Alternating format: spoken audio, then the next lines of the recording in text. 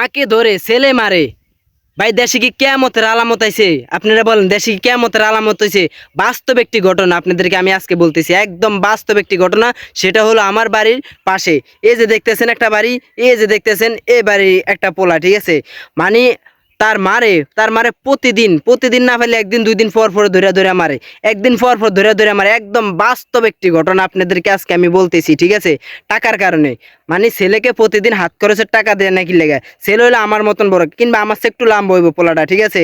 মানে ওর মারে ওই কয়দিন পর পর মারে, কারণ কি টাকা দেয় না কারণে। টাকা দিতে পারে না, মার কাছে আসে, মার কাছে টাকা চা, মা টাকা দিতে পারে না, ঠিক আছে? এবং কি মনে করেন টাকা নিতে না দিতে পারলে ঘর মর কোবাই টোবাই ধুয়ে যায়, এবং কি মারা ধরে চুলে চাই ধরে ওই পিড়ায়, ঠিক আছে? আবার এবং সুবারি দেশে সুবারি টুবারি যা আছে এগুলো চুরি করে মনে করেন বাজারে নিয়ে বিক্রি করে। আপন মাকে ধরে সন্তানে মারে, কেমন সন্তান এটা বলেন আমাকে? মানে কেমন সন্তান? কি দরকার ছিল এই সন্তানটাকে এত কষ্ট করে ছোটবেলাতে এত কষ্ট করে বড় করার কোনো দরকার ছিল? কোনো মানে ছিল? মার কি এটা অপরাধ হয়ে গেছে? এটা কি মার অপরাধ হয়ে গেছে ভাই?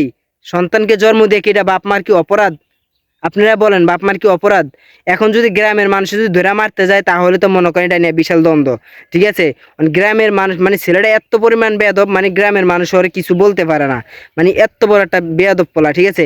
আপন মাকে ধরে মানে কয়দিন পর পর মারে। এই যে কালকে না গিয়া পরশুদিন, পরশুদিন এমন মার দিছে ভাই, বিশ্বাস করবেন না, কপাল টপাল ফুলে এলাইছে, ঠিক আছে? মানে আমার চোখ দিয়ে অটোমেটিক পানি চলে আসছে। মানে এ কেমন সন্তান ভাই, কেমন? মানে এরা কেমন সন্তান? মাকে ধরে মেয়ে মারে, এটা কেমন সন্তান আমারে বুঝান। তার মনে করেন মানে কপাল টপাল ফুলে আলাইছে, এবং কি মনে করেন মনে করেন ফিট তো যত যেমন পিটান পিটাইছে, তার বাপও পিটাইছে, আবার এবং কি সেও পিটা, ঠিক আছে? মানে এটা কেমন তোরা বিচার ভাই? ওরা কি মানুষ, মানুষের ভিতরে পড়ে নাকি মানুষের ভিতরে পড়ে না? আমার মাথায় ধরে না ভাই, এরা কেমন তোরা মানুষ? আর ছেলেটা কেমন তোরা ছেলে, ঠিক আছে? আপন মাকে ধরে এভাবে মারে, আপন মাকে এভাবে ধরে কেমনে মারে ভাই?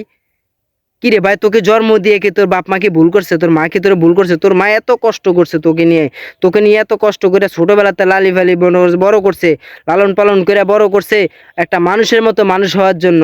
আর তুই মনে করছিস তোর মাকে ধরে এভাবে মারাস শুধু টাকার জন্য?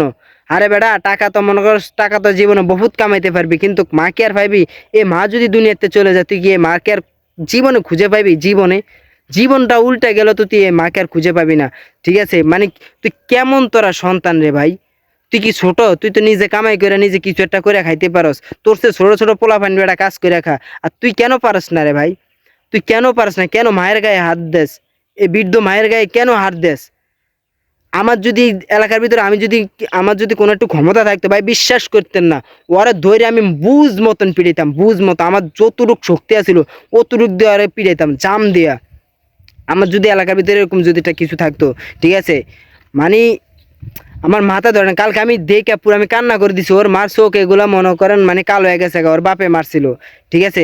তারপর ঘরের ভিতরে আসে মনে করেন যদি ভাত যদি না পা, ও ঘরে মনে করেন মানে পাতিল মাতিল যা আছে সব মনে করেন হাম্বুল দেশতে দিয়ে, এবং কি বাইরে গাছ এই যে লাঠি দেয়া পিঠে মনে করেন দূরত করে এলা, ঠিক আছে? মানে এমন তোরা মনে করেন পোলা, মানে এমন ছেলে, ঠিক আছে? মানে মানে কি কি বলবো ভাই, বলার মতো কিছুই নাই। মানে আমরা কোন জগতে বসবাস করি ভাই?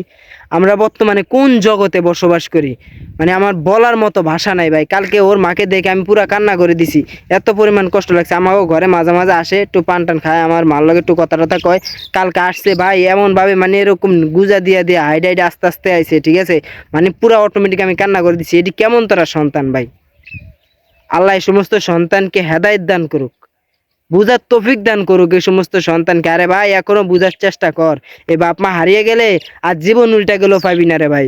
এখনো সময় আছে, কিছু বুঝার চেষ্টা কর, এখনো সময় আছে। আল্লাহ সবাইকে হেফাজত করুক এবং হেদায়েত দান করুক।